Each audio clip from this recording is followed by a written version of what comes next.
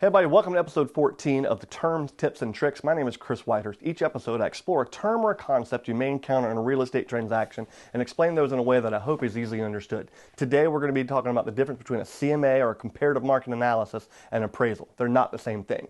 One of the first things a listing agent will typically do for a seller is complete a comparative market analysis, oftentimes called a CMA.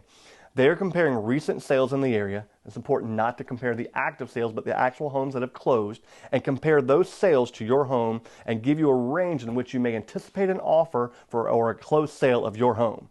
An appraisal is what a bank does to make sure the home that they are loaning on is worth the amount of the loan.